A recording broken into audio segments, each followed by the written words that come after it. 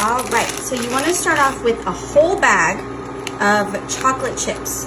I personally love milk chocolate, so that's the kind I pick. But if you like dark or bittersweet, whatever kind of chocolate you like, I'm just going to pour those right on top of my cast iron skillet. Now for this recipe, you want to make sure you have a skillet for this first part that you can put in the oven. These are great for oven recipes, nothing with like a plastic handle. So just make sure you're using the right kind of skillet. Next, I have 6 tablespoons of some heavy whipping cream.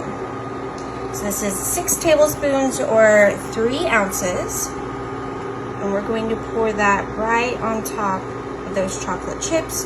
Do your best to evenly distribute that, just like so.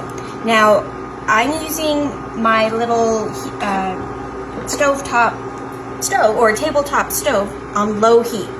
So if you're doing this over your actual stove, make sure you're on low heat. So you don't want that chocolate to burn. And now we're just going to mix this until everything is all melted. You can already start to see that cream with the chocolate get all nice and ooey gooey.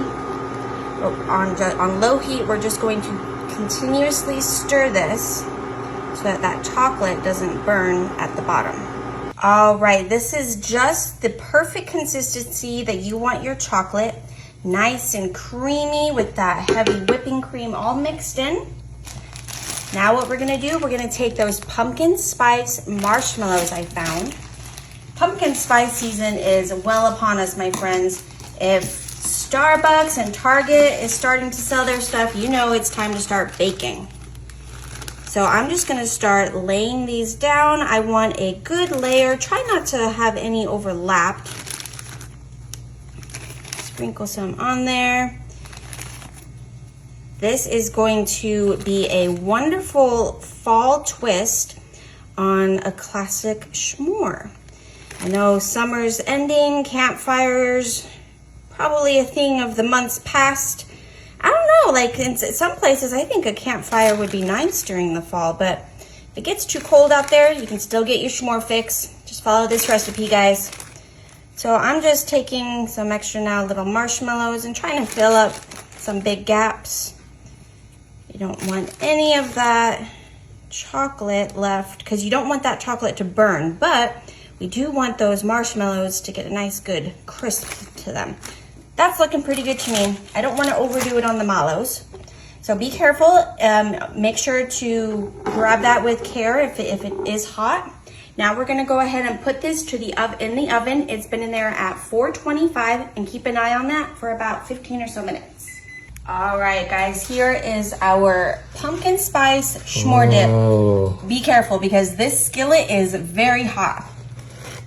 But before those mallows can set, I'm gonna go ahead and take I have just some regular graham crackers, or you can get whatever kind of cookies or crackers you want.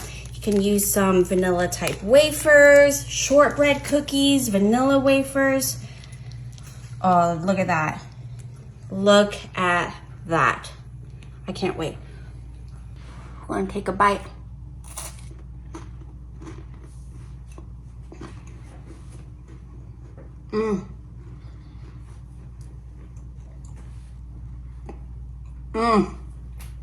Better than a campfire, anything. Pumpkin spice s'mores. Try it. So good.